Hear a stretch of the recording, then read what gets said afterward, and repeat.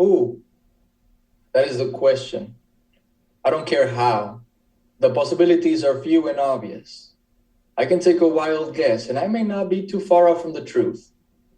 But the question is who? Out of all the people I've pissed, out of all the people I messed, battered, lied, betrayed, and used, which one was it?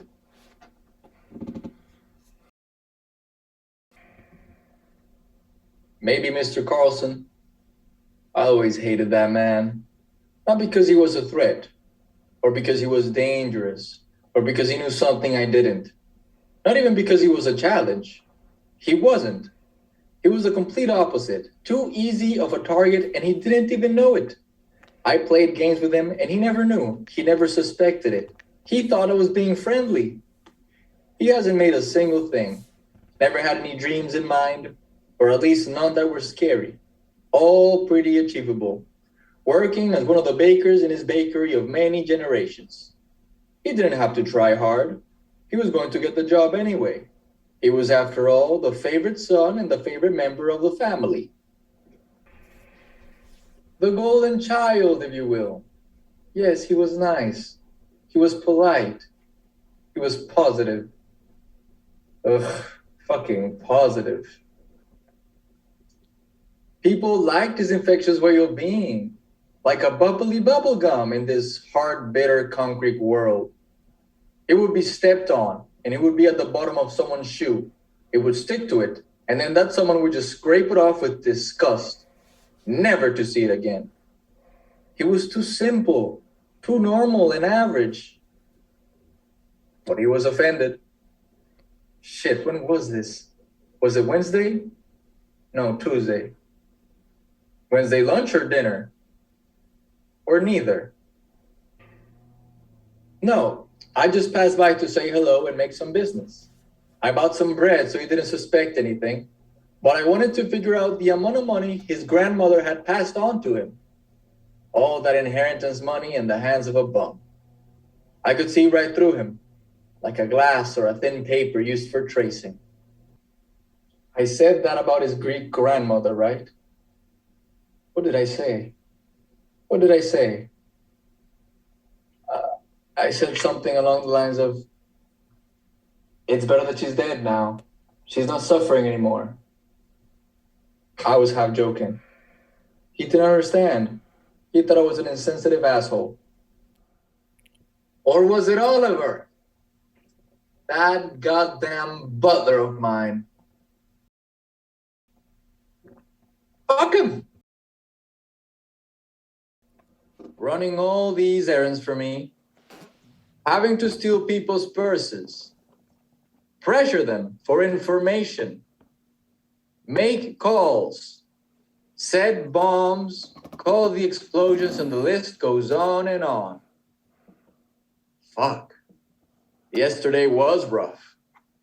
Some man had poisoned his newly bought horse, and I told him he had to get rid of it by giving it back to the people that sold it to him. They obviously gave him that acid. I saw them give it to the poor horse. They said it was medicine. Bullshit. I know the difference between poison, medicine, and acid. That shit was yellow-green and it smelled of sulfur. Not fooling anyone. At least not me. I told him to put a bomb in his meal. And when he eats, he takes the horse and blows him up in front of their shop. Was it too much? It's his horse, goddammit. Why didn't even think that? Oh my, that was too much.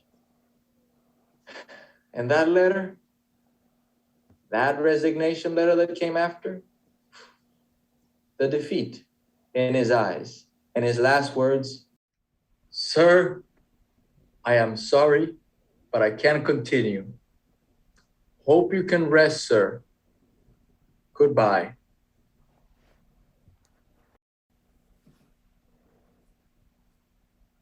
Pissed me off.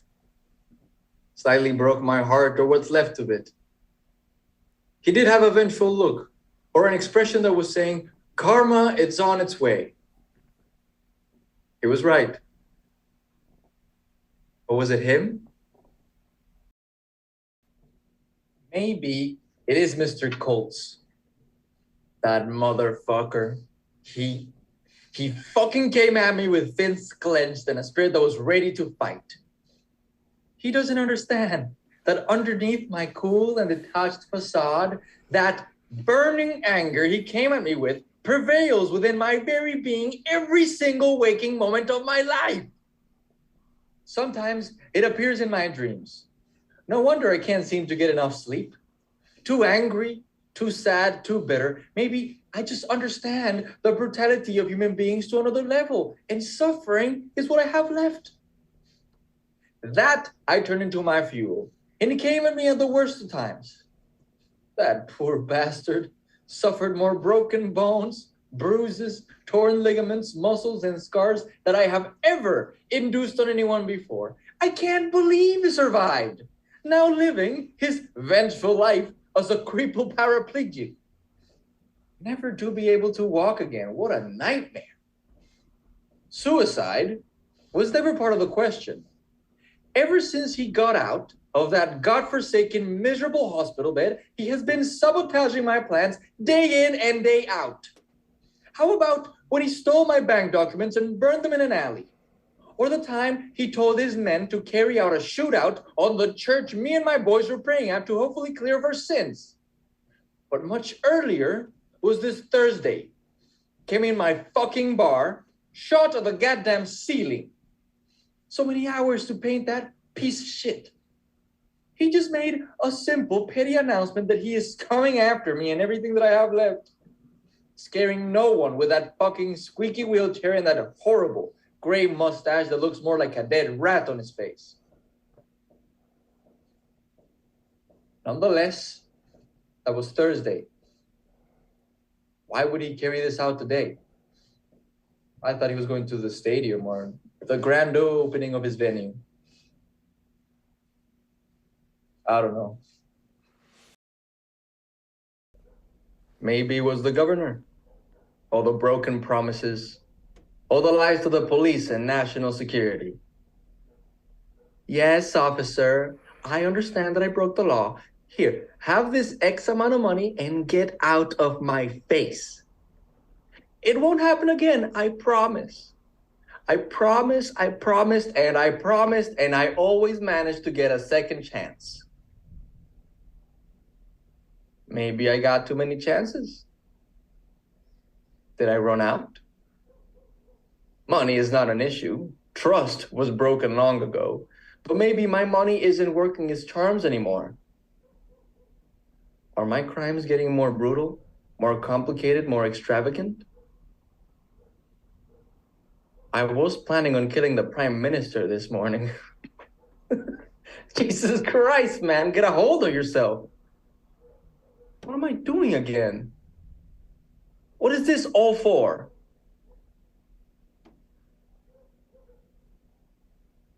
Sometimes I seem to forget amidst all this chaos what I was born to do. Not born, but what I really want.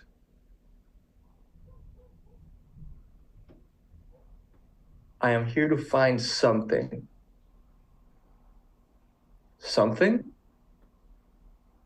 Or was it someone? Shit, I don't know. But I got away from too many arrests and apprehensions. They have gotten to me. But I don't remember them knowing any of these plans or anything going on. Did somebody snitch? Do I have a rat in my establishment? Who knows more than anyone in this building? Who? Is it Rodney or Mickey or John or Abigail or Merced? Who do I trust more? Oh, who am I kidding? All those miserable scums can be trusted. But then if they can't be trusted, who has been with me the longest? The oldest one, maybe? What, 5, 7 years? Mickey, the old Mickey, had been with my father since he ran his business, cleaned the scenes, floors, and walls whenever something happened or got dirty. The old cleaner Mickey. He doesn't know a single thing. That poor old hag can't even hear properly without aid and has one bad eye. That poor bastard can be. He's not smart enough to carry out what happened. Not alone, at least. Maybe he told someone else? Someone who has it against me? But who?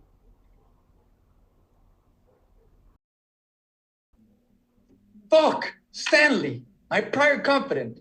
For a period of time, he was my best man. What a good man Stanley was. Smart man. Impeccably dressed. Proper table manners. Great at business. And an amazing criminal. The only man who has come close to matching my intellect. Not that he is below me or that I'm smarter than him. But he did try to snitch on me to the police all those years ago. But, to my surprise, he turned to be an undercover Nazi. A horrible Nazi pig. Can you believe it? I have known that man for 3 years. We never had any issue. Got close enough to call him a friend. But what now? What for? He turned out to be against everything I stand for. What would that be? What was it that I stood for? I'm on a mission to prove. But what? To what and to whom? Why doesn't matter anymore? Why? That is the wrong question to ask. Why is not something someone asks to know what they're looking for? They ask, who was the person behind it and what was at stake? Then the question of why answers itself. What am I looking for? What is it? What is it? God fucking damn it. I can't concentrate. Nothing makes any sense. Not that it ever did, but at least I had a move, a plan, at least something to counteract whatever that was going on. Having some sense of control is what it is. Adapting to things is easy, but now I don't know how to adapt. I don't know who carried this out and what they want. Do they want to see me drown? To see me go to my eventual destination, to the grave, which has been following me around all these years? I remember. I am trying to find a man that can match me, that can challenge me, that can prove himself worthy and equal. Have I found him? I'm not sure. I felt that I have. Certainly now more than ever. If I figure out who is behind all of this, I will consider him an equal. I will kill him, obviously, but with respect. I scatter through all my papers, pens, and bills laying on top of my big mahogany desk. With that polished finish, so polished, in fact, that one can still see its own reflection after 13 years of use and abuse. I don't know who he is, or was, or will be. Shit, what is happening? I have never felt this confused before. I normally have an answer, a strategy, or a movement. This is the first time I can say I am stuck in a sea of troubles. With my left arm, I grab my suitcase, which is at the very end of my desk on the right, and push everything aside as hard as I can. In a fit of anger and frustration, I remove all the documents, papers, bills, and even pictures and glasses I have on my desk. I hear the glass shatter, the picture frames bent, and all the papers swoosh up into the air until gravity moves them side to side, leading them to their eventual downfall. I look at those last papers swaying left and right while they take the form of an arch and then reach the floor and peacefully become flat again. I swipe the sweat coming down my forehead with my sleeve. I let out a big sigh and place my hands on top of my desk. I tilt my head down and close my eyes tightly. Think. Who would it be? Who would do this? Nothing makes any sense. Nothing makes any fucking sense. Is this what it feels to go mad? Too much stress, I think. This business takes a toll on anybody. I have been made in this business and know nothing else. That is why I continue. But I may have reached my course. My time here might be overdue. Then it hits me. Now I know who was the man behind all of this, who did all this mess. He has been with me all along, the only man I can't defeat. I take a seat in my oversized leather chair and take a deep breath. My doom is reflecting back on me. I am in a way relieved, knowing who was behind all this mess. Nothing can get to me now. I have to leave. I remember I have some cyanide in a liquid container in my third drawer. I scramble with all my keys and find the right one, turn it, and open the cabinet. There it is, the magic drink. The only solution to suffering, to madness, to pain and incurable sadness. And right now, my only solution. I hear bangs on the door on the first floor. They have arrived. Who? It doesn't matter. The Grim Reaper or the devil, ready to collect his debt. My debt, paid in blood. I take the container and twist the top. I lay it on my desk. Meanwhile, I take out a bottle of whiskey I have underneath my chair at all times. Old Parr, aged 25 years. Such a beautiful drink for a beautiful occasion. I pour myself a quarter of glass and I pour another quarter of cyanide. I hear the door burst open and it's all screams now. Shoutings of angry men collecting their dues from my ruthless tyranny. I take my last breath and gulp that shot in one go. I close my eyes and wait. I can feel how my throat and stomach start to burn.